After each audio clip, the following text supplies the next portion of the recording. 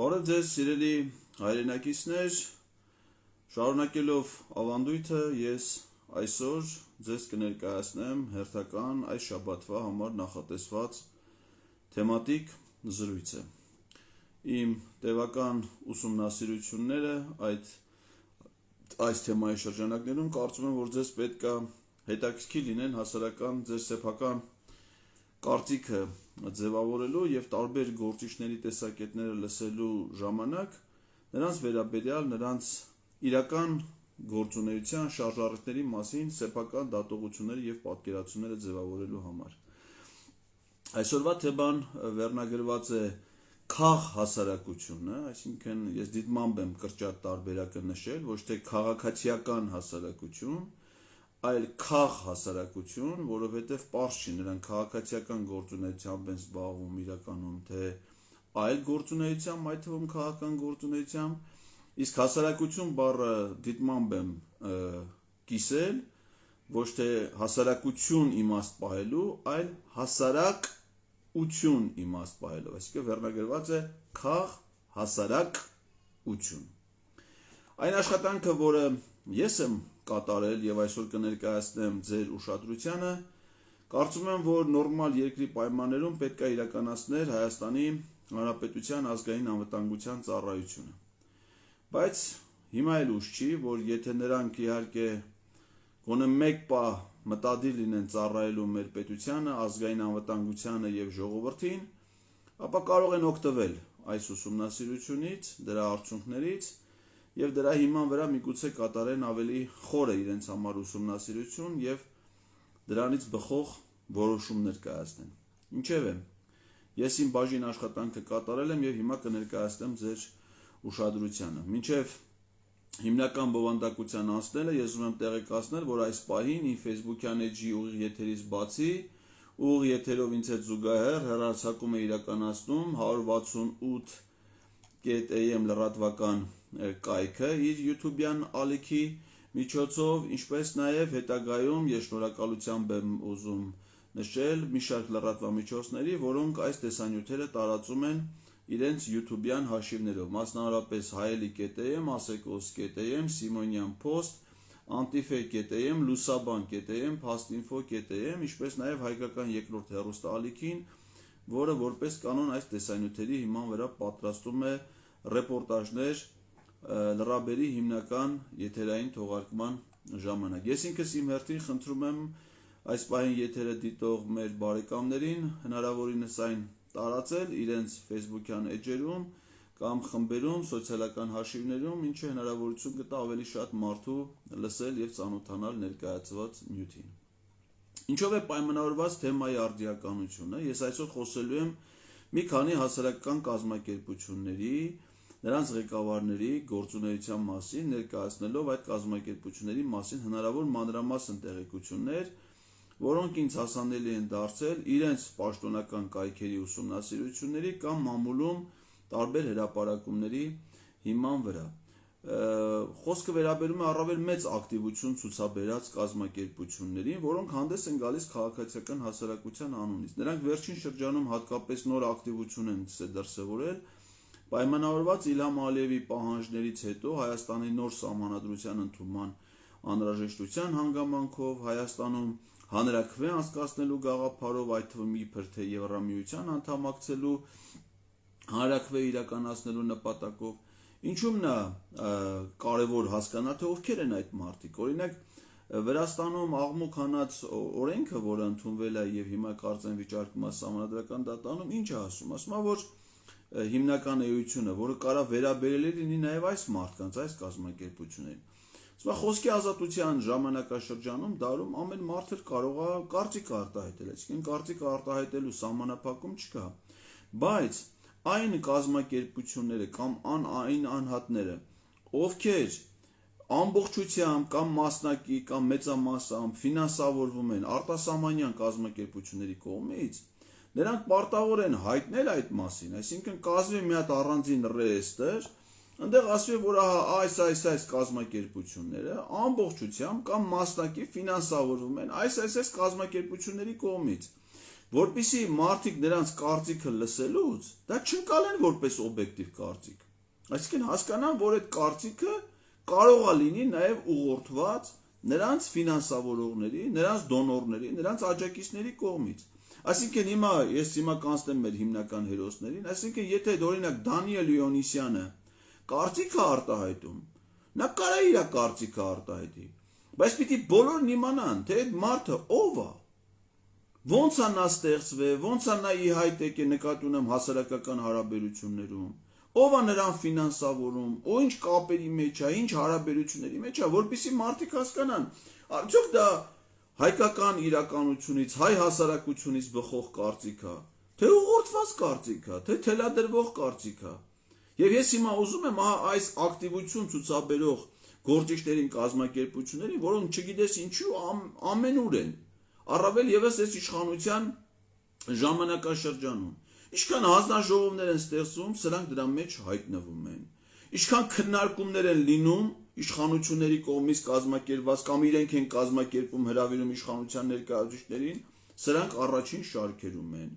Հանրային հեռուստաընկերությունում ինչքան հարցազրույցներ կան, սրանք առաջի պլանի վրա են։ Բայց հասկանանք ովքեր են այս մարդիկ եւ ոնց են հայտնվել այս կազմակերպությունները մեր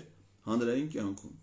Այս ուսումնասիրությունները կատարելուց, այսօրվա թեմատիկ զրույցին պատրաստվելուց ես հանդիպեցի Antifake-ի մի հրապարակման, որտեղ նշված էր, թե ասենք հայաստանյան մի շարք կազմակերպություններ ինչ ֆինանսավորումներ են ստացել։ Ես Antifake-ի այդ աղբյուրից ասեմ, հետո կանցնեմ իմ սեփական ուսումնասիրություններին։ Այ օրինակ այնտեղ հիմնական շեշտը դրվում էր մասնավորապես Սորոսի հիմնադրամից, այդպես կոչված, որը իր պաշտոնական անվանումն է Բայց հասարակությունների ինստիտուտի հիմնադրամի կողմից ֆինանսավորման։ Այսպես օրինակ Դանիել Իոնիսյանին պատկանող իրազեկ քաղաքացիների միավորում ՀԿ-ի տարեկան բյուջեն, սա Antifake-ի աղբյուրից եմ ասում, կազմել է $1,070,000, որից $282,505 Սորոսի հիմնադրամից։ Էկոլուր կազմակերպությանը Սորոսի հիմնադրամը տվել է $17,970։ Մեդիա նախաձեռնությունների կենտրոն ԶԼՄ-ների թվապատման գործունեության թրեյնինգներ լրագրողների համար $2,560,000։ Բուն հիմնադրամը ստացել է $1,060,000, այդ թվում $78,300 Սորոսի հիմնադրամից։ Հելսինկյան քաղաքացիական ասամբլեայի Վանաձորի գրասենյակ, սա Արթուր Սաքունցն է ղեկավարում, իր մասերկուսի մասին մանրամասն եմ խոսելու, ուրեմն ստացել է տարեկան $1,160,000, այդ թվում $655,992 Սորոսի հիմնադրամից։ Ժուրնալիստների ասպարեզ ակումբ, որը ղեկավարում է Լևոն Բարսեղյանը, ստացել է $1,150,000, այդ թվում $68,210 Սորոսի հիմնադրամից։ Երևանի մամուլի ակումբ $1,980,000 եւ այսպես բազմաթիվ կազմակերպություններ, որոնք փաստորեն 100,000-ավոր դոլարներով, անգամ $1,000,000-ից ավել ֆինանսավորում են ստանում դրսի կազմակերպություններից։ Ես հիմա առանձնացրել եմ դրանցից 5-ին,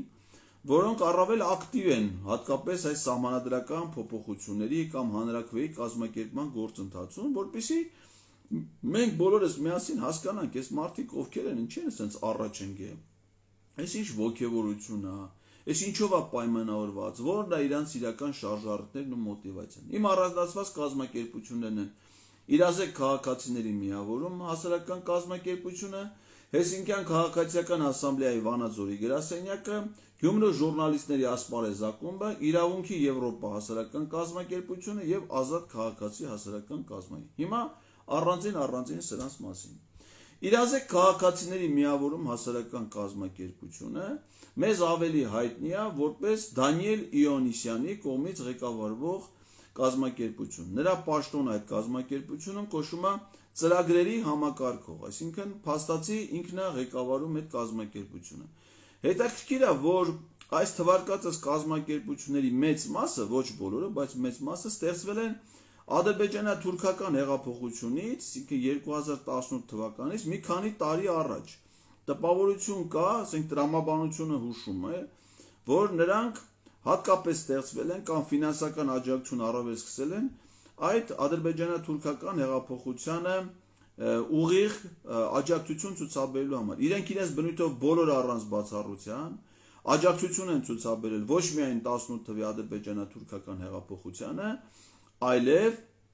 հետագայում մինչ օրս, անգամ պատերազմից հետո շարունակում են դառնալ այս իշխանությունների սատելիտը, նրանց շահերը սպասարկողը։ Երբեմն իհարկե նրանք հանդես են գալիս, իբր թե չեզոք են, քաղաքացիական հասարակություն, ՀԿ կապ չունեն, բայց իրականում նրանց գործունեությունը քաղաքականապես մոտիվացված է եւ այդ ՀԿ-ի անվան տակ այս իշխանությունների գործունեության սպասարկումն է։ Այսպիսին է ամենայն դեպս իմ տպավորությունը։ Ուրեմն այս կազմակերպությունը ստեղծվել է 2014 թվականին։ Հիմա օրինակ ասում ենք կազմակերպություն, չէ՞։ Իհարկե մեր հասարակական կազմակերպությունների մասին օրենքն ասում է, որ մի քանի հոգի էլ կարող են ստեղծել հասարակական կազմակերպություն, բայց օրինակ կան կազմակերպություններ, որոնք որ շատ ազդեցիկ են, շատ հեղինակավոր, ասենք ճանաչված են, մեծ թվով անդամներ ունեն իրենց շարքերում, թեկուզ հասարակական կազմակերպություններ են, հեղինակություն ունեն հասարակության մեջ, ճանաչում ունեն եւ այլն։ Սրանք ինչ-որ շատ տարօրինակ, գրեթե ոչ մի անդամ այս կազմակերպությունը չունի։ Իրանց կայքում որ նայում ես, կազմակերպության անդամների մասին ոչ մի տեղեկություն չկա։ Այսինքն այս կազմակերպության կայքը, որը որ բաց է ինտերնետում, գրեք, որոնում տվեք, իրազեկ քաղաքացիների միավորում ՀԿ, պաշտոնական կայք ունեն մեր մասին, դες բաժին կա, մտնում ես կազմակերպության անդամների մասին ոչ մի տեղեկություն չկա։ Օրինակ, քանի անդամ ունի այդ կազմակերպությունը, արդյոք նրանք միայն Երևանից են, թե մարզերից են այդ կազմակերպությունները, ոչ մի տեղեկություն։ Նշված է միայն մեր թիմը, թե ովքեր են իրենց աշխատակիցները, այսինքն այնտեղ կա մեկը խմբագիր, մեկը լրագրող, մեկը մոնտաժ անող եւ այլն։ Նրանք 12 հոգի են, այսինքն 12 հոգի պլյուս 1 Դանիել Լեոնիսյան, այսինքն ամբողջ կազմակերպությունը կազմված ընդամենը 13 հոգուց, որից 13-ն էլ այդ կազմակերպությունից փող են ստանում, այսինքն ոչ թե իրենք են փող տալի այդ կազմակերպ, այլ իրենք են փող ստանում։ Հասարակական կազմակերպությունների մասին օրենքը ինչ է տրամաբանություն, ասում է, որ այն մարդիկ, ովքեր ունեն մասնագիտական, տարիքային, նախասիրություններով պայմանավորված, ինչ-որ ընդհանրություններ, հետաքրքրություններ կարող են ստեղծել հասարակական կազմակերպություններ եւ միասին ներկայացնել իրենց շահեր։ Բայց իրենց կազմակերպությունը, օրինակ, նրանք պետքա վճարեն անդամավճար, վճարեն մուտքավճար այդ կազմակերպությանը։ Իհարկե կազմակերպությունը արգելված չի, որ տարբեր աղբյուրներից նաեւ ֆինանսավորում ստանա, բայց հիմնականում այդ կազմակերպությունները պետք է ինքնաբավ լինեն։ Օրինակ ես Հայաստանի որսորդների եւ ձկնորսների միություն հասարակական կազմակերպության անդամ եմ։ Մենք այդ կազմակերպությունը ոչ մի միջազգային դոնոր չունի, այսինքն Սորոսի հիմնադրամը այդ կազմակերպությանը փող չի տալի։ Այդ կազմակերպությունը գործում է իր անդամների, անդամավճարների հաշվին։ Եվ տրամաբանությունը դա է հուշում։ Իհարկե կարող է լինել նաև այլ աղբյուրներից աջակցություն, բայց հիմնականը պետք է ինքնաբավ լինի։ Հիմա այս կազմակերպությունները փաստացի ոնց որ անդամ էլ չունեն։ Կամ ընդամենը 12 հոգի, մեր ամբողջ հասարակությունից ընդամենը 12 հոգի, որոնք իրանցից նաև կազմակերպությունից փող են ստանում։ Օրինակ 2022 թվականի իրանց հաշվետվության մեջ նշված է, որ իրանք ունեն 24 աշխատակից, ոչ թե կազմակերպության անդամ, այլ աշխատակից։ Այդ կազմակերպության կայքում մի լուսանկար չկա այդ կազմակերպության ենթադրենք ժողովների մասին, թե ինչպես են ընտրվել կազմակերպության ղեկավարը, ծրագրերի համակարգող կոչվածը կամ մյուս պաշտոնյաները։ Օրինակ ինքը Դանիել Լեոնիսյանը այդ նույն կազմակերպությունով ցես մի հատ ավանդույթ ունի, դա մշտական դիտարկում է, մշտադիտարկում է, որ երբ որ հանրահավաքներ են լինում, մի հատ անօթաչու թռչող տեսանկարահանող սարք է բարձրացնում օդ, նկարում է հանրահավաքը եւ հրապարակիչ որ ծրագիր ունեն, ասում են անհատական հաշվարկի մեթոդը եւ ասում են ենթադրենք միասին այլընտրանքային հասարակական քաղաքական շարժման հանրահավաքին մասնակցել է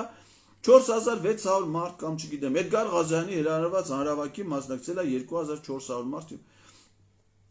Իրենք ուրիշների կազմակերպած միջոցառումները լուսանկարում են, անհատական հաշվարկի մեթոդով ասում են, թե դրանք քանի մարդ են մասնակցել, բայց մի հատ լուսանկար իրանց կայքում չեն հրապարակի, որից պարզ են ընդհանրապես իսկ իրանք ժողով անում են արդյոք, ասենք յուրաքանչյուր կազմակերպություն առնվազն 2 տարին մեկ անգամ, որպես կանոն տարին մեկ անգամ, իրավունք ունեն ավելի հաճախակի ընդհանուր ժողով անցկացնել։ Հիմա օրինակ այդ կազմակերպությունը 2014 թվականից սկսվել, հիմնադրվել է, 10 տարի անցել է։ մի հատ նկար չունեն, որ ասեն, այս մեր կազմակերպության ընդհանուր ժողովն է, ընդհանրենք 2013 թվականի կամ 2012 թվականի կազմակերպության ընդհանուր ժողովն է, որին մասնակցել է ընդհանրենք 50 մարդ, ինքը ուրիշի հանրահավաքի 2400-ը ֆիքսում ասում է դա շատ է կամ քիչ,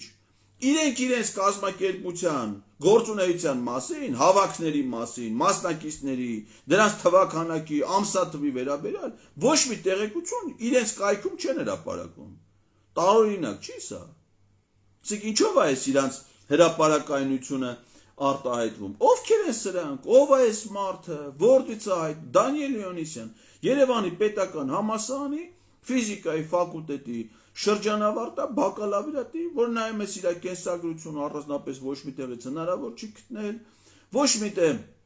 իր մասնագիտությամբ չի աշխատել, ոչ մի պետական պաշտոն չի զբաղեցրել, երբևէ որևէ պատասխանատու գործունեություն, որ ասես հասարակական կյանքում այս մարդը պատասխանատվություն է ստանձնել, այս աշխատանքն է իրականացնել, հիմա այս զբաղվում դեսպա չի եղել այդ մարդու կյանքում։ Պատահական մի հատ երիտասարդ ամբողջությամբ ֆինանսավորում է դրսից ու հանդես է գալի հայ հասարակության անունից, իր կազմակերպությունում, անունը դրել է կազմակերպությունը, բայց այդ կազմակերպությունում հայ չկա, ընդհանրապես մարդ չկա, հայ ֆինանսավորող չունի, բայց ասում է ես հայկական կազմակերպություն եմ, դե դու ո՞նց էր հայկական կազմակերպություն, դու կարաս ելնես, ասենք հիմա կասեմ էլի սրանց հաշվետվություն, իդեպ ասեմ, այս թվարկվածս 5 կազմակերպությունների մեջ սա միակն է, որ կայքում գոնե իր ֆինանսավորման մասին գոնե որոշ տեղեկություններ է դրել, չնայած անհասկանալի բան է, չգիտեմ, ֆինանսավորում, բալանս, ցեկետիշ բանը չգիտեմ էլի, դրանց դասակարգումներ չկան, բայց այնուամենայնիվ գոնե իմանում ես, թե որ կազմակերպությունը իրան ինչքան փող է տվել։ Ուրեմն իրենց կողմից այդ կազմակերպության կողմից 6 առանձին կայքեր են կառավարվում։ Մեկը կոչվում է փաստերի ստուգման հարթակ, մյուսը դիմել, երրորդը արտաքին քաղաքական քարտեզ, չորրորդը watchdog լրագրության առցանց դասընթաց, հինգերորդը reforms, վեցերորդը քարոզիա պատերազմի քաղաքական քրոնիկոն։ 2023 թվականի տարեկան հաշվետվությունը այդ կազմակերպության մինչև օրս հրապարակված չի, այսինքն հիմա արդեն 2024 թվականի հուլիսի վերջի օրն է, այդ կազմակերպության 2023 թվականի հաշվետվությունը դեռ հրապարակված չի։ Ամենաթարմ հաշվետվությունը դա 2022 թվականի հաշվետվությունն է։ Ինչ է պարզվում, որ այդ կազմակերպությունը ունի 8 դոնոր, 8 ֆինանսավորող, որոնցից 7-ը արտասահմանյան կազմակերպություններն են, մեկն է, որը որպես Երևանի հայաստանյան կազմակերպությունն նշված Oxygen հիմնադրամ, այդ էլ մտա այդ հիմնադրամի կայքը նայեցի, պարզվեց, որ այդ հիմնադրամը ինքն է ամբողջությամբ ֆինանսավորում արտասահմանյան այլ կազմակերպություն։ Այսինքն փաստացի կարող ենք ասել, որ Դանիել Լեոնիսյանի ղեկավարած իրազեկ քաղաքացիների միավորում հասարակական կազմակերպությունը հայաստանյան ֆինանսավորում չունի։ Այսինքն նրա ֆինանսավորողն են, օրինակ Ազատության տուն, Վաշինգտոն, 22 թվի ֆինանսավորումն եմ ասում, $70,087, Միջազգային հանրապետական ինստիտուտ, Վաշինգտոն, $3,982, Ժողովրդավարության ազգային հիմնադրամ, Վաշինգտոն, $191,750, Բաց հասարակության հիմնադրամներ, այդ Սորոսն է, $111,206 առանձին է, $11,604 առանձին, Oxygen հիմնադրամը, որի մասին խոսում է, $6,547, Պրահայի քաղաքացիական հասարակության կենտրոն, Չեխիա, $20,340, Հայաստանում ԱՄՆ դեսպանություն, այսինքն դեսպանությունից ուղիղ ֆինանսավորում, $32,241, իրենց ընդհանուր տոտալը գումարը կազմում $531,311 կամ ամսական $44,200։ Պատկերացրեք ինչ թվերի մասին է խոսքը։ Հիմա ես ուզում եմ մի հատ իմանալ, էլի մեզ լսող մարդիկ, որոնք ենթադրենք աշխատում են, աշխատավարձ են ստանում, տարեկան $44,000 եկամուտ, ասենց ընտանիքներ, կազմակերպություններ քանիսը կան Հայաստանում։ Մարդիկ, ովքեր բիզնեսով են զբաղվում, ասենք օրինակ մեր շենքի մոտ մի հատ մթերային խանութ կա։ Ես չգիտեմ, այդ մարդիկ ամսական $44,200 շրջանառ, $44,200-ը բաժանած ասենք 30 ամեն օր եթե աշխատեն, օրը 1473 առևտուր պիտի անեն։ Արդյոք քսես բիզնեսներ կան Հայաստանում, մարդը 44200 ամսեկան փող է տնօրինում։ Ու այդ ամբողջ ֆինանսավորումը արտասահմանյան կազմակերպություն, իհարկե կազմակերպությունն է, որ անդամ չունի։ Այսինքն մենակ անունը դրել է կազմակերպություն, փողերը գալիս է ու ծրագրեր է իրականացնում։ Դե պարզ է, չէ՞ ինքը որ իրան իրականացած ծրագրերի համար ում է հաշվետու։ Բացառապես դոնորին, ումից որ ինքը փողը ստանում է։ Ու այդ դոնորներն էլ լրիվ կայուն, այսինքն ամեն տարի նույն դոնորները նույն կազմակերպությանը ֆինանսավորում են։ Ասենք օրինակ 2021 թվականի Ազատության տուն, Վաշինգտոն, նորից 56999, Միջազգային հանրապետական ինստիտուտ, Վաշինգտոն 4000, Ժողովրդավարության ազգային հիմնադրամ, Վաշինգտոն 150500, Ստե մի հատ ավելացել է, բաց տեղեկատվության համագործակցություն, Լոնդոն 4789, էլի Սորոսի հիմնադրամ 117505, 4373, Օքսիջեն հիմնադրամ 45510, սրանք դոլարներ են, Պրայ քաղաքացիական հասարակության կենտրոն 12170, Հայաստանում ԱՄՆ դեսպանատուն 43850, այսինքն 22 թվին ԱՄՆ դեսպանատուն իրանց տվել է 32241 դոլար, ուրեմն 21 թվականին 43850 դոլար։ Հարց առաջանում, ասենք դեսպանատունը դա պետության, կառավարության ներկայությունն է մեր երկրում։ Հիմա ես մանամ, ասենք ԱՄՆ դեսպանատունը Հայաստանյան կազմակերպությանը ամեն տարի կանոնավոր ինչի է փող տալի։ Ինչ խնդիր ունի։ Ես էլ եմ դեսպան եղել։ Մենք պատկերացնում ենք մեր դեսպանատունը լեհական ոչ մի կազմակերպության փող չի տվել։ Ասենք դեսպան ես չեմ հիշում, որ ունես չէ՞ որ մի անգամ ասենք մի հատ գրանտային ծրագիր ներկայացնեն մարդեր, մասնակցել են մրցույթի, շահել են։ Եթե կանոնավոր է ամեն տարի, նշանակում է դա արդեն ուրիշ բան է, դա էլ տենդեր չի, դա էլ մրցույթ չի։ Ասենք ոնց կարող է նույն կազմակերպությունը Սորոսի հիմնադրամից ամեն տարի փող ստանա։ Հնարավոր չի, չէ՞ որ դա արդեն մրցույթով չի, էլի։ Դա կոռուպցիայի ակնհայտ դրսևորում է, այսինքն ընտրել են իրանց համար մարդկանց, որոնց պարբերաբար փող են տալի։ Իպաշ չէ մարդիկ այդ փողը որ վերցնում են ու շահերով պիտի առաջնորդվեն։ Իմիջիայլոց 2015 թվականին այդ կազմակերպության առաջին հաշվետվության մեջ իրանց ներողությունը ծասերը դրամով է գրած։ Ժողովրդավարության եվրոպական հիմնադրամ Բրյուսել 2,333,000 դրամ եւ ժողովրդավարության ազգային հիմնադրամ այդ իրաց մշտական դոնորներ, այսինքն մի հատ ամերիկյան մի հատ կազմակերպությունից, երկու հատ կազմակերպությունից առանձին են փող ստանում։ Մի հատ էլ Երևանում ԱՄՆ դեսպանությունից առանձին ու ամեն տարի 16 թվականին ժողովրդավարության եվրոպական հիմնադրամ արդեն դոլարով 2213, բաց հասարակությունների ինստիտուտ հիմնադրամ 11430, ժողովրդավարության ազգային հիմնադրամ Վաշինգտոն 52960, ընդհանուր 66590։ Այսինքն Սորոսի հիմնադրամը առաջին անգամ որ իրանց փողը տվել ընդամենը 11430, իսկ 21 թվին արդեն 117505 դոլար։ Միանգամից չափաբաժինները կտրուկ ավելացել, կտրուկ մեծացել է։ Ու այս մարդը տնօրինում է այս փողերը, ինքնուրույն իր ու դուս է գալիս ես հայ հասարակության կարծիք եմ ներկայացնում։ Այդ դու ո՞նց է կարաս հայ հասարակության կարծիք ներկայացնես։ Եթե դու ամիսը 45000 դոլար դրսից փող ես տանում եւ այդ դրսի փողից բացի դու ուրիշ ոչ մի ֆինանսավորում չունես, ու կազմակերպության, իրանց ֆինանսական հաշվետվության մեջ անդամավճարը 0 դրամ է։ Այսինքն ոչ մի կազմակերպության անդամավճար չի մուծել։ Ոչ մի հայկական կազմակերպություն, ասենք թեկուզ հայկական բիզնես լինի, կամ հայկական մի հատ ուրիշ կազմակերպություն լինի, իրանց փող չի տվել։ Բացի մի դեպքից, ուշադրություն, սա շատ կարևոր է։ Հայաստանի կառավարություն։ Պարզվում է, որ Ադրբեջանը թուրքական հեղափոխությունից հետո 2019 թվականին եւ 2020 թվականին այս կազմակերպությունը Հայաստանի կառավարությունից էլի առանց մրցույթի ուղիղ որոշմամբ ստացել է դրամաշնոր Արցախում տեղական ինքնակառավարման մարմինների ընտրություններում 2019 թվական Եվ Արցախում 2020 թվականի ազգային ժողովի եւ Արցախի նախագահի ընտրություններում դիտորդական առաքելություն իրականացնելու նպատակով։ Պարզվում է, որ իրենք Երևանյան գրասենյակից բացի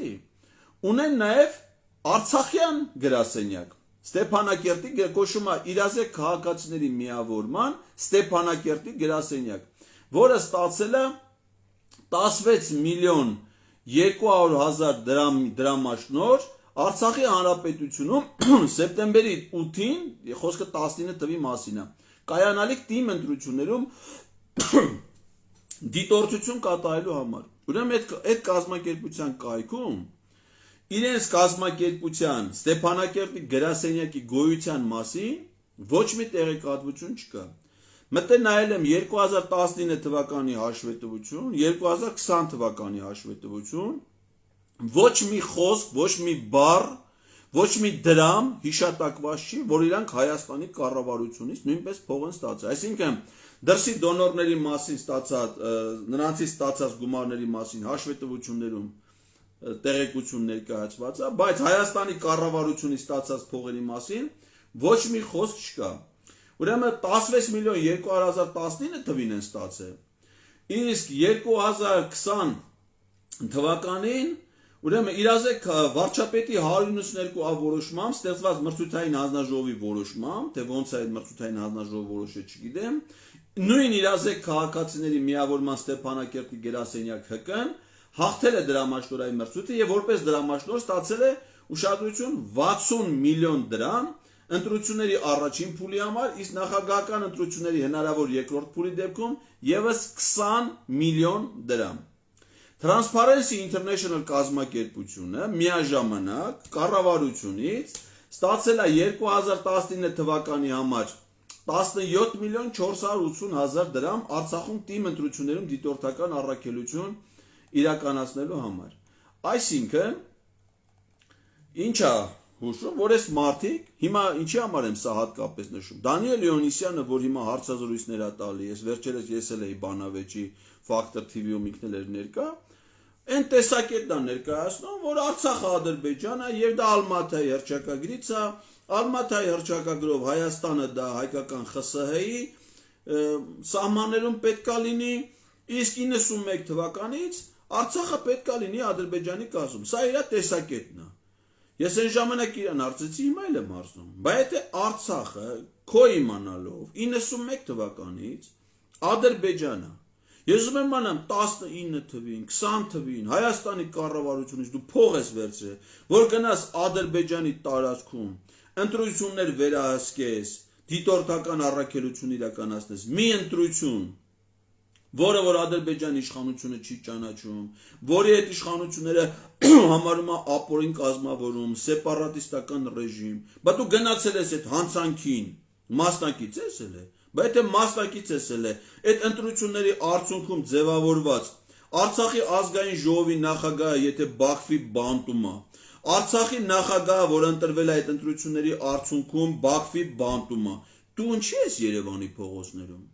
Ուրեմն դու էլ պիտի լինես Բաքվի բանտում։ Բայց տրամաբանությունը էդ է, չէ՞ ուշում, բայց դու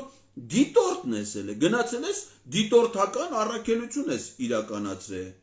Բայց ոչ ֆինանսական հաշվետվություն ես ներկայացնում դրա վերաբերյալ, ոչ էլ տեղեկություն ես դնում կայքում դրա մասին, այսինքն այդ փողը դու ոնց ստացար, ինչի վրա ծախսեցի։ Հիմա էլ ասում ես այդ Արցախը ապօրինյա է, հանձնվում է Ադրբեջանին, ու պաշտպանում ես Հայաստանի իշխանությունների դիրքորոշումը, այն կառավարության դիրքորոշումը, ումից որ դու ստացել ես ֆինանսավորում, եւ այն կազմակերպությունների դիրքորոշումը, որից դու հիմա ստանում ես դիրքորոշում։ Եվ դա կոչվում է Հայաստանի քաղաքացիական հասարակության կամ Հայաստանի քաղաքացու կարծիք, որը պիտի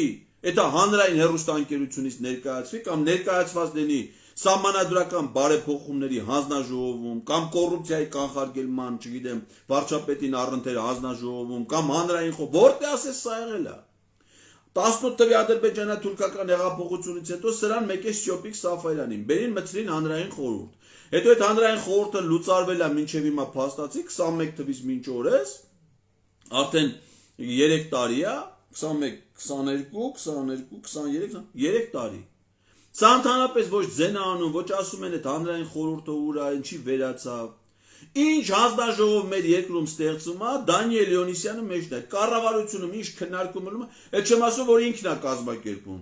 Ոնց էլ կոչվում, ժողովրդավարության, ուրեմն հայկական ֆորում։ 3 անգամ ժողովրդավարության ֆորում են կազմացել, իրանք մեկ է Freedom House-ը, Նիկոլ Փաշինյանը ներկա եղել,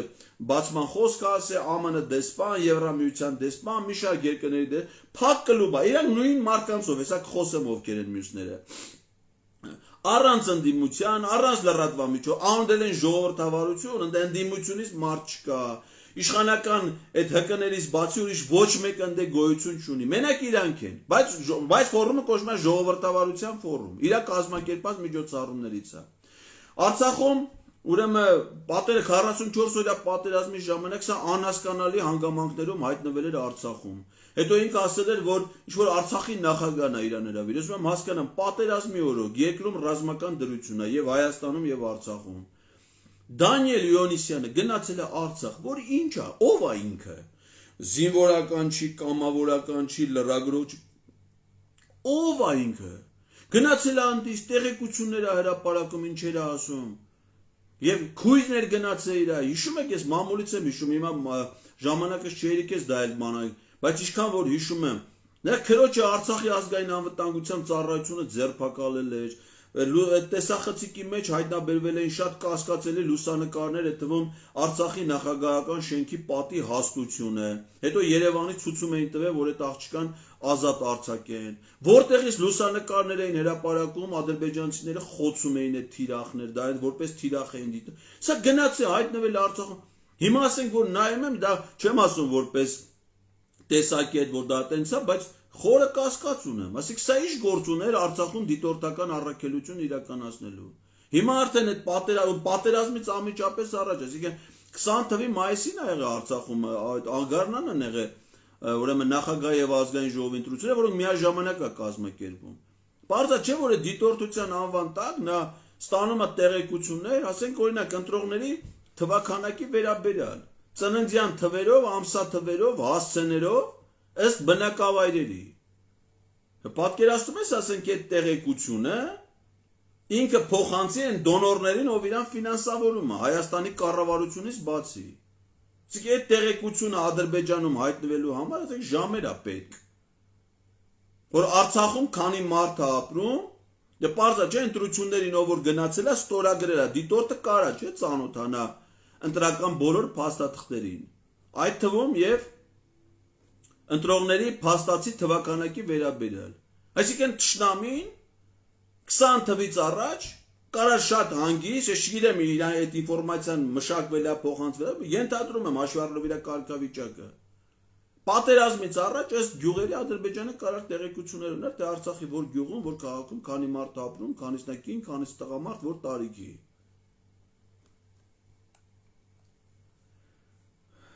Ուրեմն հետաքրքիր է, որ 2019-2020 թվականների իրենց հաշվետվությունների մեջ, երբ որ ներկայացնում են իրենց թիմը,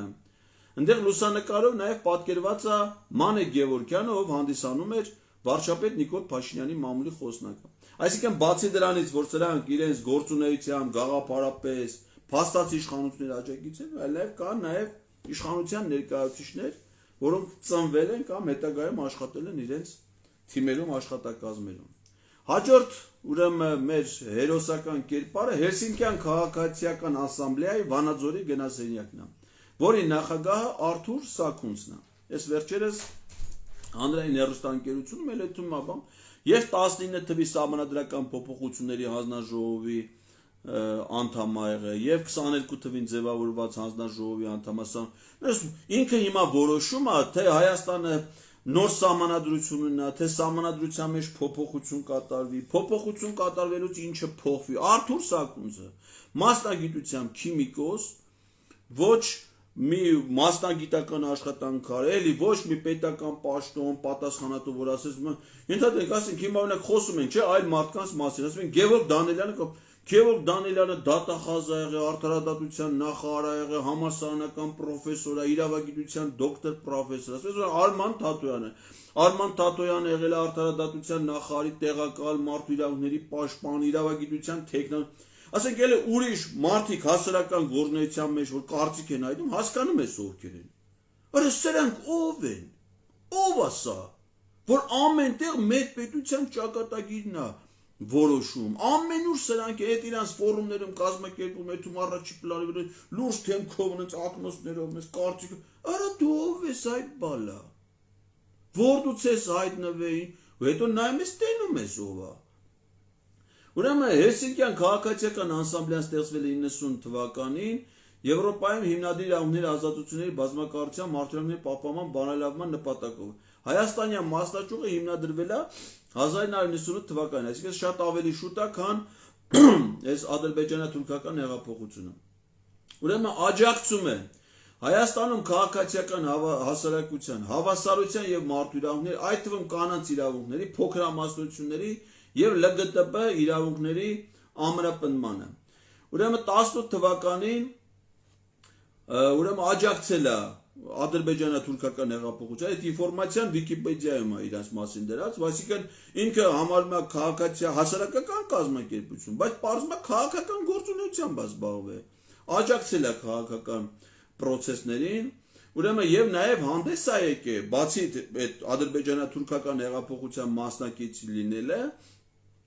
քաղաքական հայտարարություններով, մասնավորապես, որ Հայաստանը չանդամակցի Մաքսային միությանը, դուրս գա ԵԱՏՄ-ից, ՀԱՊԿ-ից եւ 2022 թվականին սեպտեմբերի 14-ին տիրող իրավիճակի նորից էլի ՀԱՊԿ-ից դուրս գալու կոչեր արել եւ այլն, Վիկիպեդիա սա չկարդամ էլի, բանը Ես իմ համար նախապատրաստում եմ այդ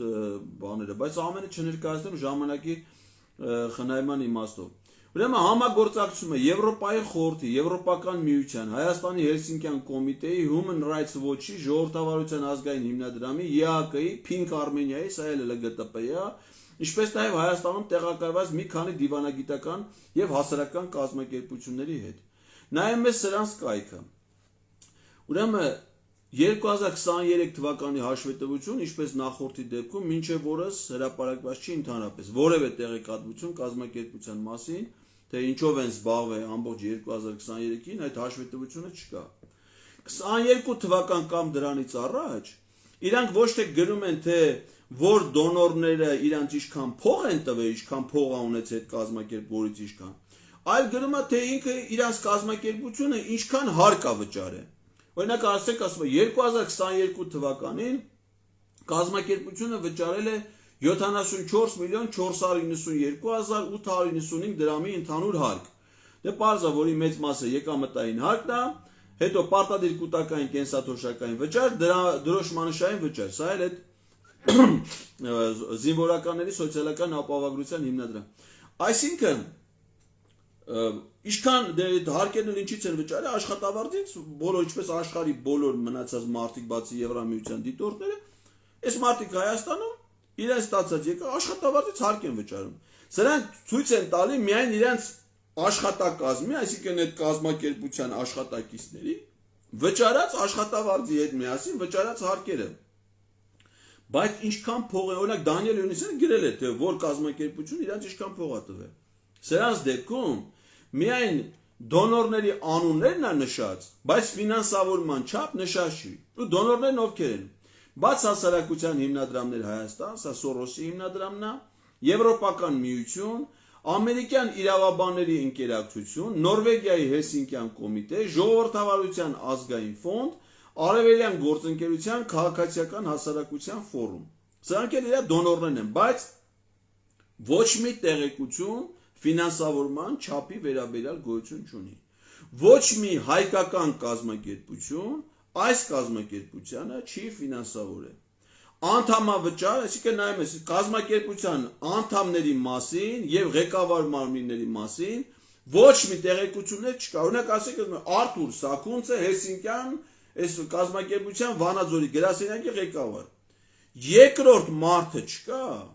որ այդ կազմակերպության անունից հանդես գա, ասի ես էլ այդ կազմակերպության գրասենյակի ղեկավարի տեղակալն եմ, կամ չգիտեմ, այդ գրասենյակի անդամ եմ։ Երկրորդ մարդը չկա։ Մենակ ինքն է։ Ստանում է ֆինանսավորում են այն անտիֆեկը գրել էր։ Միլիոններ, այսինքն իրանք չեն գրում ինչքան փող են ստանում, միլիոններ։ Ասում են ՀԿ-ես, չէ՞։ ՀԿ-ես, 98 թվականից ստեղծված ՀԿ-ը։ Մի դրամ մեկ այդ կազմակերպության անդամավճար մուծելա թե չէ։ Ասենք Վանաձորի մի հատ ընկերություն, ասենք օրինակ Վանաձորի գլորյա կարի ֆաբրիկան կամ չգիտեմ Վանաձորի քաղաքապետարանը, չգիտեմ այդ հայկական կազմակերպություն էլի։ Մի դրամ քեզ փող տվելա թե չէ։ Բա հարց առաջանում չէ, եթե դու Հայաստանում գործող կազմակերպություն ես, ոչ կազմակերպության անդամ ունես, հայ, ոչ կազմակերպության ֆինանսավորում ունես, հայկական։ Դու էլ ո՞նց ես հայկական կազմակերպություն։ Դու էլ մի անհատ ես, քո տեսակետը ո՞նց դառավ մեր հասարակության տեսակետը, հասարակության ինչ-որ մի խմբի տեսակետը։ Օրինակ, կարամ նորմալ կազմակերպության օրինակ բերեմ հասարակական, այն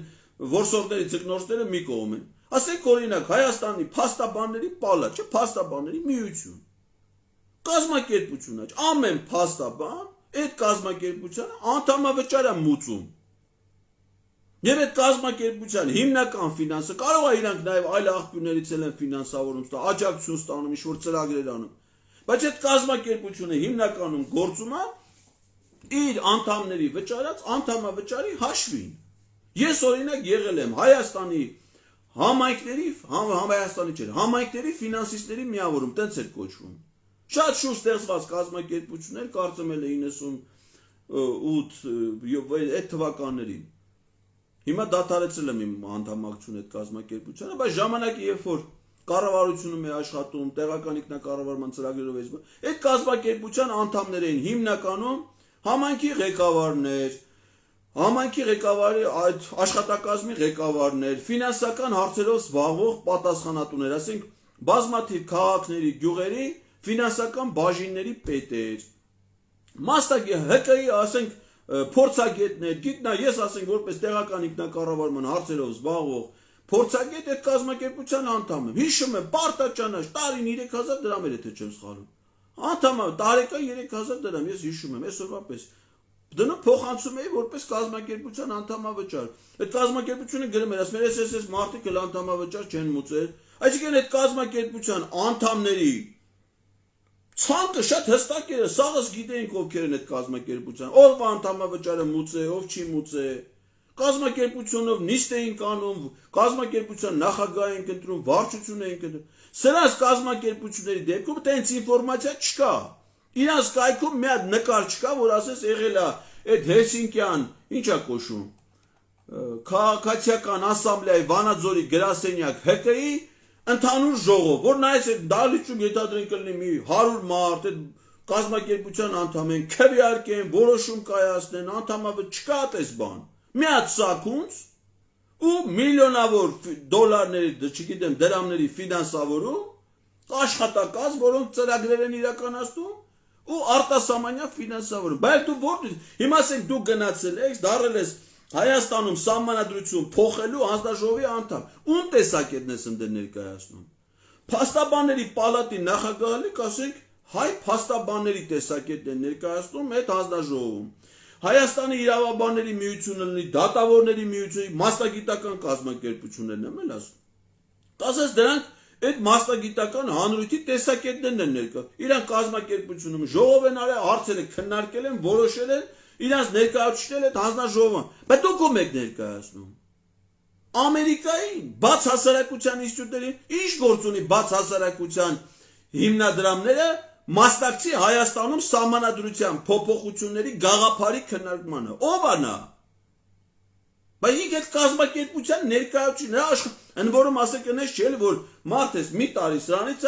ֆինանսավորում ստացել է, ամեն տարի նույնից, ամեն տարի, այսինքն դրանց աշխատողն է։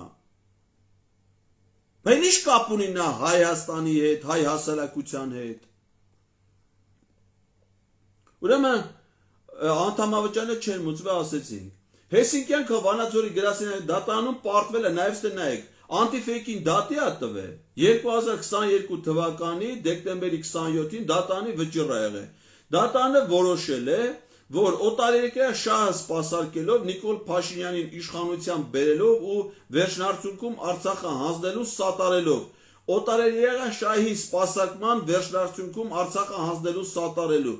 այս հկների աշխատակիցներն իրենց կործանարար գործունեության եւ Արցախը հանձնելու նպաստելու դիմաց ստացել են միլիոնավոր դոլարների գումար արտահայտությունները զրպարտություն չեն համարվել։ Այսինքն անտիֆեյքը հրապարակումներ ունեցել, այս կազմակերպությանը ասել է, որ դուք SSS որ մեջ բերեցի, դա է կարի, Արցախը հանձնող եք, ճշտամուշահայր սպասարկող եք եւ այլն, դատի են տվել անտիֆեյքին, դատարանը որոշում է կայացրել ի օգուտ անտիֆեյքի, այսինքն ասել է, որ ոչ էլ սխալ են ասել այդ մարդիկ։ Իսկ փաստացի դատարանն էլ եկեն եզրակացության, որ դուք օտար շահը սպասարկում եք ի վնաս հայ ժողովրդի։ Ու հիմա էլ ընդգրկված եք մեր պետության, մեր ժողովրդի համար ճակատագրական որոշումներ կայացնող հանձնաժողովների կազմում։ Հրավիրվում եք մեր պետության ֆինանսավորման գործող հանրային հեռուստաընկերություն Պետրոս Ղազարյանը Հայաստանի հետ բազմաթիվ իրավաբաններից, սահմանադրագետներից եւ այլնից Հայաստանի սահմանադրության փոփոխության կամ նոր սահմանադրության ընդունման հարցը քննարկումը Արթուր Սաքուցի հետ Ղազարյան vs Ղազարյան, այս վերջի թողարկումը դրան էր նվիրված անտիֆեյքում, չէ՞ որ ես էլ այդ վիրտուալ մասնակցում եմ հենց այդ նույն բան։ Չէ՞ ով է նա ինչ գործը, իսկ փոխարեն ասես արա դու ինչ գործ ունես այդ հանձնաժողովը, հələ ով ես ում շահերն ես ներկայացնում, ում տեսակետներն ես ներկայացնում։ Հələ մենք նստում ենք լսենք թե Արթուր Սաքունցը ինչ կարծիքի է։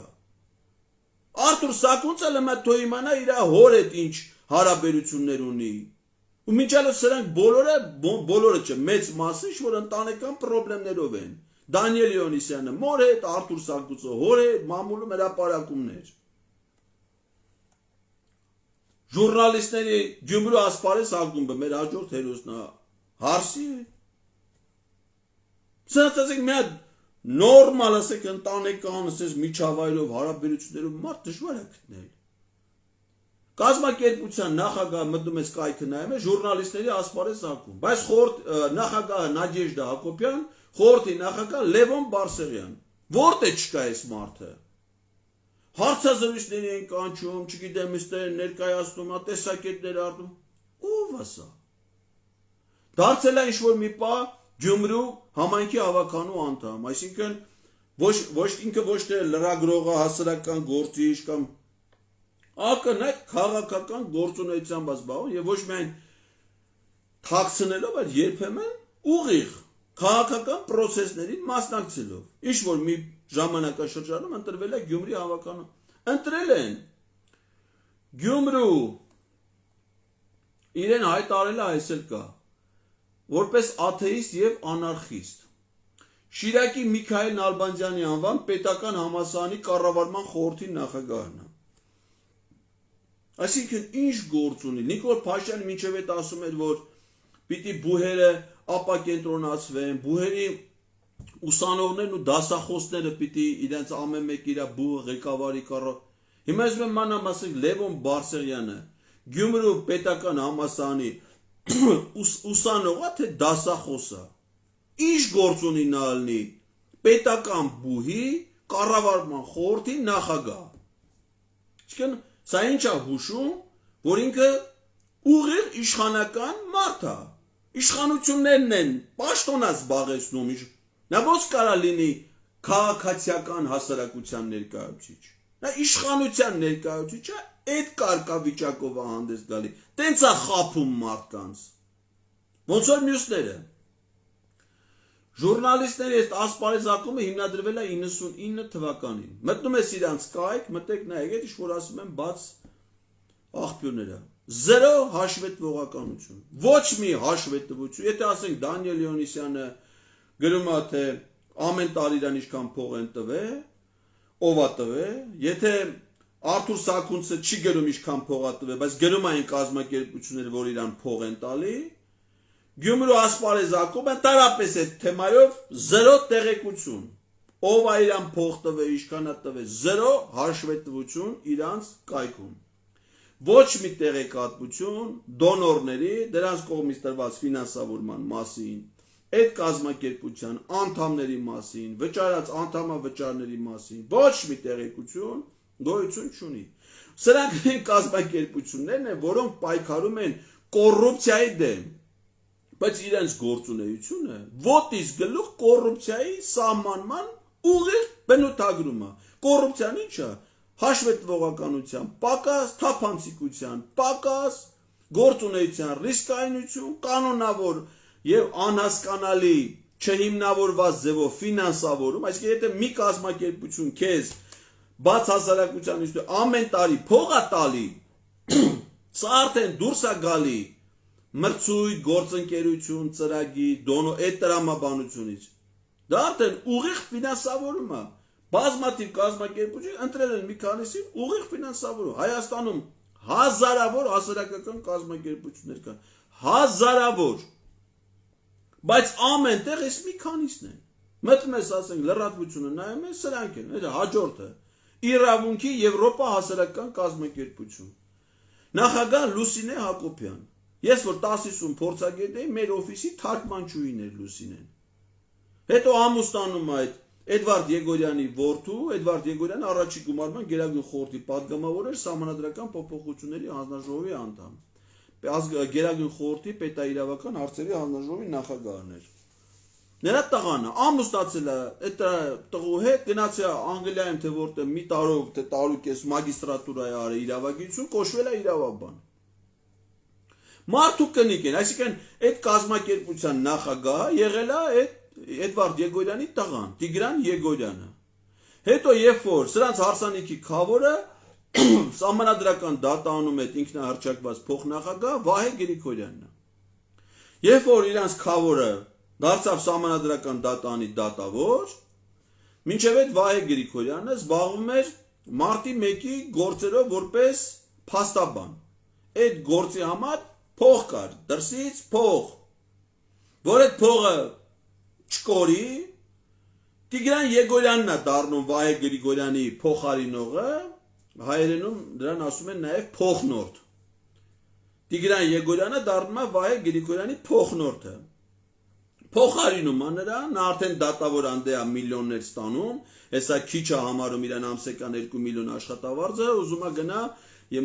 մարդու իրավունքների եվրոպական դատանում դատավոր 16000 եվրո աշխատավարձ տանա ամսական։ Ես 3-6000-ը քիչ է էլ իրան։ 3000-ը ինչքան է մի խոսքով։ 2 միլիոն դրամ մոտարապես ստանում են ՍԴ դատավորները։ Իր այդ փոփոխությունները։ Սա բերել է այդ Եգորյանին սարքել է այդ գործով իրան փոխարինող, դրա կինը Լուսինե Հակոբյանը դարձել է կազմակերպություն մարդու կնիկ։ Կազմակերպության անդամների մասին տեղեկություն իրանց կայքում գրա կազմակերպությունը ունի 6 անդամ, որից մեկը Լուսինե Հակոբյանն է, մեկը Տիգրան Եգորյանը, այսինքն մարդու կնիկ կազմակերպության 2 անդամն են, եւս 4 հոգի կազմակերպության անդամ ունեն։ Խորհուրդը կազմված է 4 հոգուց, որից մեկը Տիգրան Եգորյանն է։ Այն երեքն էլ այն 6 հոգանոց կազմակերպություն, հասկանում եք։ Այդ 6 հոգը հիմա իրանք մարդու կնիկ, Սահմանադրական փոփոխություն, մեկը Տիգրան Եգորյանը Սահմանադրական փոփոխությունների խորհրդի, այդ հանձնաժողովում այդ Սահմանադրական բարեփոխումների խորհրդի անդամ է, ոնց որ այդ նույն Սաքունցը, ոնց որ Իոնիսյանը ինքն էլ է այդ հանձնաժողովում։ Իսկ ինքն էլ արդեն Սահմանադրական փոփոխությունների հանձնաժողովի անդամ է։ Այդ հանձնաժողովի անդամները ըստ որոշ տեղեկությունների Պաուլ Հարիկյանը նույնիսկ հանցագործության մասին հաղորդում է ներկայացրել, ուրեմն դատախազություն։ Այնտեղ ոնց այդ պետքա ճշտեմ էլի, խնդրում եմ որպես ճշտված տեղեկություն մի ընդունենք, բայց ամենայն հավանականությամբ դա տենց է։ Հանձնաժողովի անդամները ամսական 1 միլիոն դրամ մոտարապես աշխատավարձ է ստանում։ Այդ թվում այդ Լուսինեն, եթե ինքը հանձնաժողովի անդամ է։ Հասկանում եք ինչ 6 հոգանոց կազմակերպություն է ստեղծել մարդու կնիկ։ Ու ամենտեղ իրանք կան։ Ու ինչ է պարզում։ 0 տեղեկատվություն ֆինանսավորման վերաբերյալ։ Մտեք այդ իրավունքի Եվրոպա միավորում հասարակական կազմակերպություն։ Ոչ մի հաշվետվություն չկա։ Այդ թվում ֆինանսական։ Հրապարակումներ բաժնում 4 տեսանյութ է դրած, որից մեկում Լուսինե Հակոբյանն է, մյուսում Տիգրան Եգորյանն է, մարդը, մյուսում իրենց քավորն է։ Այսինքն 4-ից 3-ը իրանց ընտանիքի մասին է։ Ու 3-ն էլ խոսում են Հռոմի ստատուտի մասին, որը ընդունեցին Պուտինին ձերբակալելու այդ Հագայի միջազգային քրեական դատարանի որոշումից մի քանի օր հետո 4 հրապարակումից 3-ը իրանք են։ Ուրեմն այդ Վահե Գրիգորյանի սահմանադրական դատարան տեղափոխվելուց հետո Սահմանադրական դատարան այցելում Հայաստանում Նիդերլանդների դեսպանը, այնտեղ 2 այց եմ ես ֆիքսը մինչև այս ծրագիրը, ու սկսում են ծրագիր, կոչվում է Խորհրդատվական աջակցություն Հայաստանի Հանրապետության Սահմանադրական դատարանին։ Այսինքն մեր տասիսի օֆիսի թարգմանչուհի Լուսոն խորհրդատվություն է տրամադրում Սահմանադրական դատարանին, իր քավորին դատավոր Վահե Գրիգորյանի եւ մյուսներին,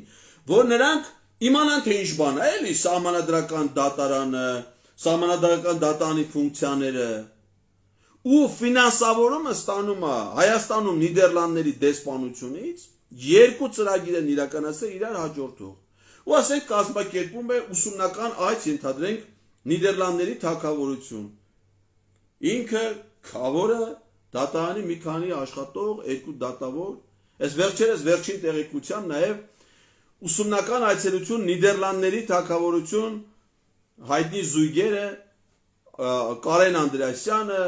Մինասյանը արդարադատության նախարար, ինքը ամուսինը, այդ ընտանիքներով էլի։ Ուսումնական այց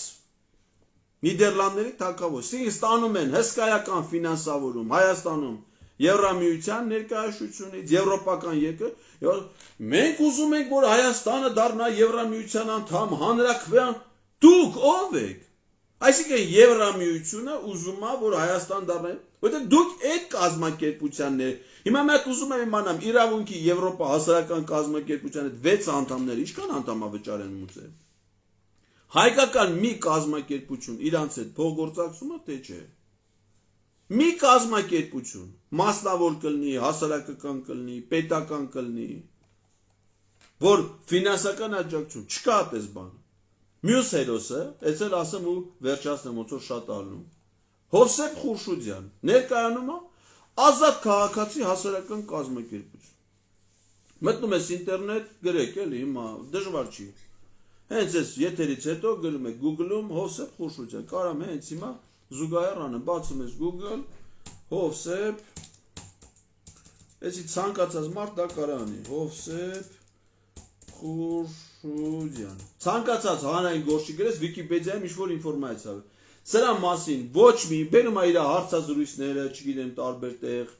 ելույթներ, բան, բայց ինֆորմացիա ուզում ես իմանաս, այս մարդը ինչ կենսագրություն ունի, որտեղ է սովորե, ինչ աշխատե, ինչով է զբաղվե, ոչ մի տեղեկություն այս մարդու մասին գոյություն չունի։ Չես հասկանում, այլ մարդ, իսկ ով է։ Մեկ էլ այս կազմակերպությունը, որի նախագահն է, ամենտեղ ասենք Facebook-յան իրանց էջը մտնում ես, Հովսեփ Խուրշուդյան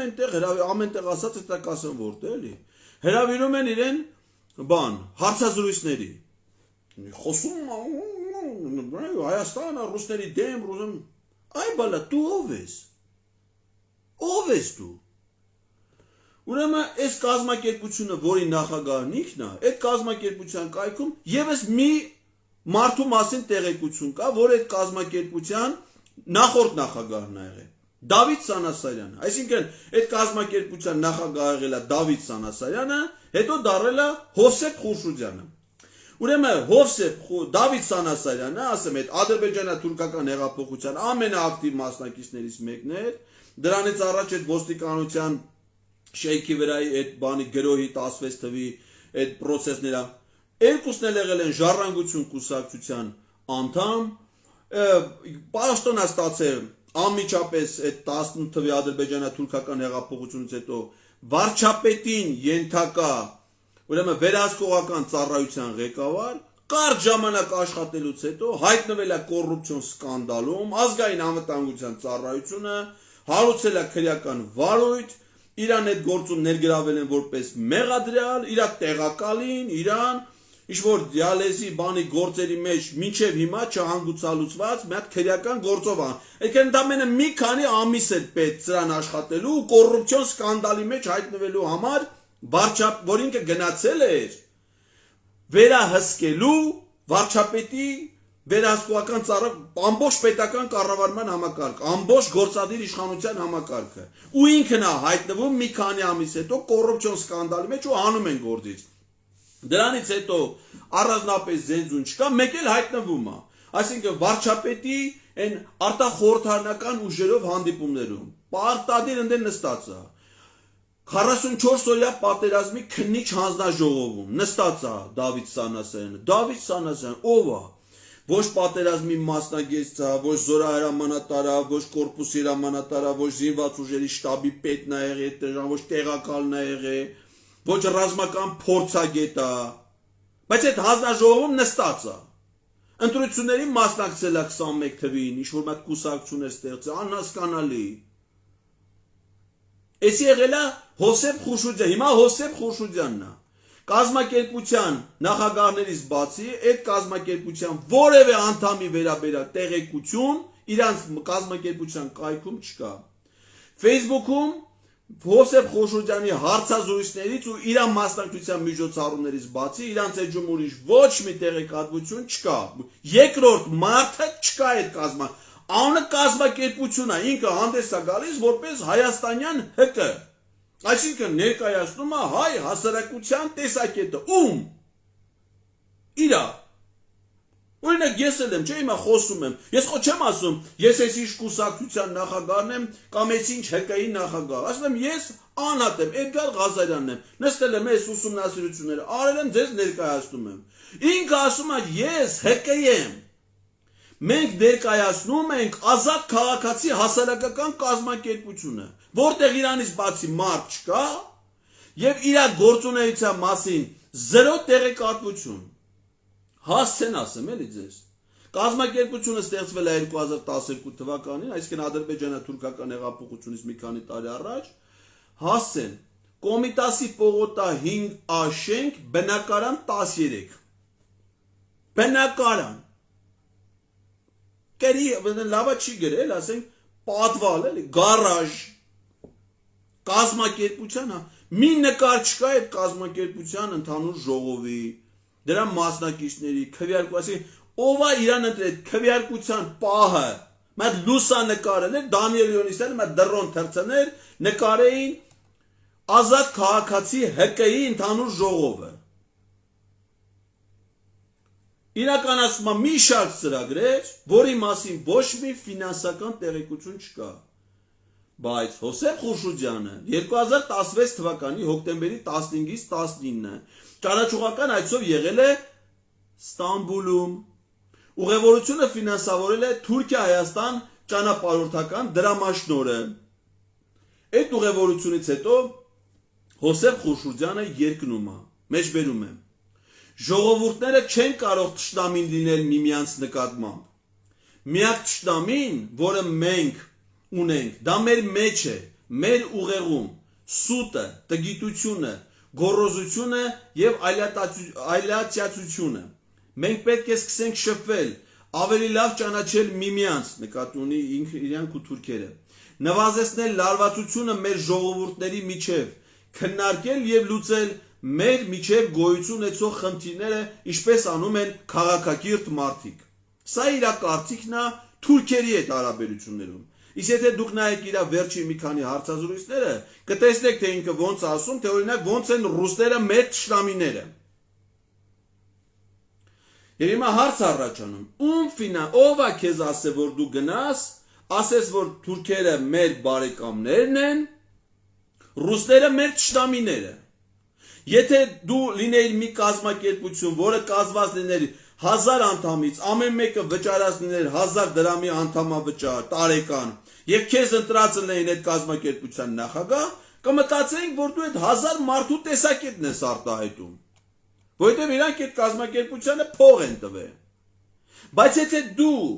զերո տեղեկատվություն ես դրել քո կազմակերպության կայքում ֆինանսավորման, դոնորների մասին, զրո հաշվետվություն ես դրել քո ֆինանսական դրության մասին, բայց դու միշտ հայտնվում ես այնտեղ, որտեղ հայտնվում է նույն Դանիել Յոնիսյանը, նույն Արթուր Սակունցը, նույն Լուսինե Հակոբյանը, նույն Տիգրան Եգորյանը, նույն չգիտեմ մյուսները, Արման Բաբաջանյանը, չգիտեմ Հոպլոն, մյուսները, Արդեն պարզ է դու ով ես եւ դուք ով եք։ Սրանց հետ միասին կա նաեւ կուսակցություններ, չէ՞, ժողովրդավարական ուժերի դաշինք, որոնք հիմա Հանրապետություն կուսակցություն, էցի հոպլոնը, հանուն հանրապետություն կուսակցություն, սա Արման Բաբաջանյանը, եվրոպական կուսակցություն, դա Խզմալյանն է եւ քրիստոնյա ժողովրդավարական կուսակցություն, սա էլ Շիրինյանն է։ Ուրեմն սրանք միասին 2021 թվականի ընտրություններին բոլոր այս 4 քաղաքական ուժերը միասին հավաքել են 60410 ձայն, որը պատիվ ունեմ խմբակցության քվեից պակասա մոտ 6000 ձայնով, դրանք ստացել են 66650 ձայն։ Պատիվ ունեմը շեմը չի հաղթահարել խորհրդարան անցնելու։ Իրանք խորհրդարան են անցել իրավունքի ուժով, որպես երրորդ քաղաքական ուժ մտնի խորհրդարան։ Բոլորը միասին 60000 ձայն են, բայց ներկայանում են որպես քաղաքական ուժեր, քաղաքական ու սրանք սաղ միասին են։ Ինչ են իրանից ներկայացնում, ասածս ամփոփելով ասեմ, որ ստեղծվել է սիրելի հայրենակիցներ, մի հատ կոնցեռն, տնտեսագիտության մեջ կոնցեռնը սահմանվում է որպես տարբեր ոլորտների կազմակերպությունների մոնոպոլ միավորում, հակամենաշնորհային միավորում, որի նպատակը այդ կազմակերպությունների փոխադարձ աջակցությամբ, փոխլրացման սկզբունքով տարբեր շուկաների վրա վերահսկողություն հաստատել։ Սա տնտեսագիտական սահմանումն է։ Քաղաքականության մեջ սրանք ստեղծել են այս կոնցեռնը, այս կոնգլոմերատը, որտեղ դու հանդես են գալիս տարբեր անուններով, այսինքն ասում եմ, գիտես ինչ, մենք մի տեղից ֆինանսավորվող, մի հստակ նպատակ շատ սպասարկող կառույցներ, կազմակերպություններ գոյություն են, դոնորները տալիս են փող, ասում են այդ դուք այս 4-ը կամ 5-ը կամ չգիտեմ ինչ, հանդես եկեք որպես կուսակցություն, մտքում դուք կուսակցություն եք, որ ասենք եթե ընտրությունն լինի, ՀԿ-ները չեն կարող մասնակցեն ընտրություն, որ դուք մասնակցեք ընտրություններին, տեղական կլինի, համապետական կլինի, կամ որ քաղաքական հայտարարություններ ԶԼՄ-ները չեն կարող, դուք կար, դա համար դուք գործեք, որ իբր բան եք, կուսակցություն եք։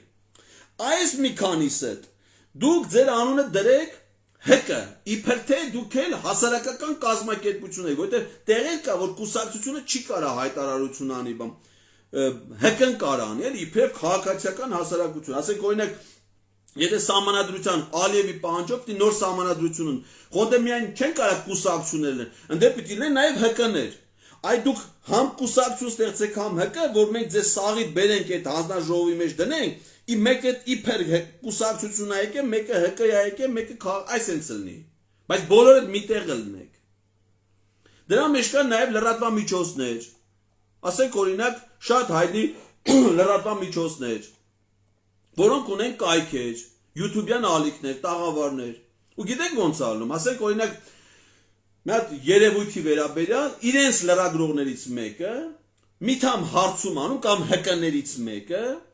տեղեկություն է տարածում, հետո իրենց այս կոնգլոմերատի, այս կոնցեռնի լրագրողներից մեկը գնում է այդ քաղաքական իրենց կազմի մեջ մտնող քաղաքական ուժերից մեկից հարցազրույց է վերցնում, հետո այդ հարցազրույցը դարձնում են քաղաքական հայտարարություն, որը տարածում են իրենց զանգվածային լրատվամիջոցները։ Ու այս ամեն ինչը հստակ ֆինանսավորվում է նույն աղբյուրներից եւ բացառապես օտար աղբյուրներից։ Այսինքն դուք որևէ մեկը, եթե այսուհետ կլսեք տեսակետ, որը արտահայտում է Դանիել Իոնիսյանը, Արթուր Սաքունցը, Հովսեփ Խուրշուդյանը, Լուսինե Հակոբյանը, նրա ամուսինը, չգիտեմ, այդ Արման Բաբաջանյանը, չգիտեմ, իրանք իրաց նաև գործ են ընդունում, օրինակ Արման Բաբաջյանի կուսակցությունը, առաջին AM լրատվականը, չգիտեմ, փորձագետ, հա, կոնցեռնի մեջ կան նաև փորձագետներ, որոնք իբր այս կազմակերպությունների անդամ չեն, իրենք կուսակցությունը, իրենք փորձագետներ են, իրենք հրավիրվում են հմենք որպես փորձագետ, բայց այդ փորձագետ կոչված է այդ Արման Բաբաջյանի լրատվականում որպես լրագրող է նաև աշխատում, Իոնիսյանի մոտ աշխատում է, Էմյուսի մոտ աշխատում են իրենք, այսինքն ընդ հստակ մեխանիզմներ, ժամացույցի պես աշխատում է արդեն տարիներ առաջ, ու դա բերե հանգեցրել այս 18 թվի ադրբեջանա-թուրքական հեղափոխության, ու հələ շարունակում են, ինչն են շարունակում, օտար շահի սպասարկումը, իսկ այդ օտար շահը Դա արդեն հստակ երևում է իրանց դոնորից իրանց ֆինանսավոր։ Այսինքն եթե հիմա Դանիել Իոնիսյանը ասում է, որ Հայաստանին պետք է նոր սահմանադրություն, եւ դա պարզվում է, որ նաեւ դա Իոնիսյանից բացի Սաքունցի տեսակետն է, Եգորյանի տեսակետն է, այսինքն իրանց շպիտի հարցնել ասել դուք ինչի եք այդ կարծի, այդ իրանց կարծիքը չի։ Պետք է գնալ Հայաստանում Միացյալ Նահանգների դեսպանի մոտ եւ ասել տիկին դեսպան, Ադրբեջանի նախագահ Իլհամ Ալիևի Հայաստանի նոր սահմանադրություն ընդունելու անհրաժեշտության հայտարարությունից հետո դուք ինչի եք ուզում, որ Հայաստանն ընդունի նոր սահմանադրություն, որովհետև դա Իոնիսյանի, Սաքունցի եւ մյուսների կարծիքը չի, դա տիկին դեսպանի կարծիքն է։ Պետք է գնալ Հայաստանում Եվրամիության ներկայացուցիչ դեսպանի մոտ ասել նորին գերազանցություն, պարոն դեսպան։ Դուք ինչի եք ուզում, որ Հայաստանի սահմանադրությունը փոխվի կամ նորն ընդունվի։ Արդյոք դա դուք չեք խախտում պետության ներքին գործերին միջամտելու միջազգայինորեն հարգված սկզբունքները։ Թե դու ես ծվում որ դա ոչ թե դուք եք հայտարարում այդ ձեր ֆինանսավորման մի հատ կազմակերպություն, ուրեմն դա դառնում է հայաստանյան կազմակերպության տեսակետ։ Այդ կազմակերպություններից ոչ մեկը հայաստանյան կազմակերպություն չեն կարող համարվել։ Ֆորմալ գրանցումը Հայաստանի ռեզիդենտ կազմակերպություն լինելը բավարար չի նրանց հայաստանյան կազմակերպություն համարել։ Եթե նրանք ոչ Հայաստանից անդամներ ունեն, ոչ Հայաստանից ֆինանսավորում, ինչպես կարող են նրանք հայ հասարակության տեսակետ ներկայացնել։ Եթե նրանք անհատներ են մի քանի հոգի մատների վրա հաշված, որոնք ստանում են շատ որոշակի կայուն, պարբերական ֆինանսավորում, շատ հստակ եւ որոշակի աղբյուրներից, ուրեմն նրանք այդ աղբյուրների, այդ ուժերի, այդ իշխանությունների, այդ կազմակերպությունների տեսակետը ներկայացնող են։ Եվ այնքան անազնիվ են խաբեբա ու խարդախ, որ դա անում են քաղաքական կուսակցությունների, հասարակական կազմակերպությունների, փորձագետների անվան տակ, խաբելով հայ հասարակությանը։ Ես հուսով եմ, որ գոնե այս եթերը լսելուց հետո մեր հասարակության մեջ խաբողներ քիչ կլինեն։ Եվ նրանց տեսակետը լսելուց կհասկանան, որ դա ամենևին հայաստանյան, հայ հասարակության, անգամ դրա ամենափոքր խմբի տեսակետները չեն հանդիսանում։ Այդ տեսակետները ոչ միայն պետք է մերժել, այլ դրանք դիտել իբրև վտանգ, սպառնալիք մեր պետությանը եւ նրա անվտանգությանը։ Շնորհակալություն ուշադրության համար։